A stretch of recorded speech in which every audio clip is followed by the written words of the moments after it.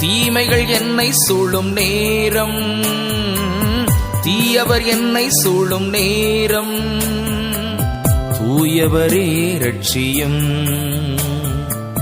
தூயவரே ரட்சியும். திக்கற்ற பிள்ளைகளுக்கு சகாயர் நீரே அல்லவோ, எக்காலம் துணை அவர்க்கு நிற்பவரும் நீரே அல்லவோ,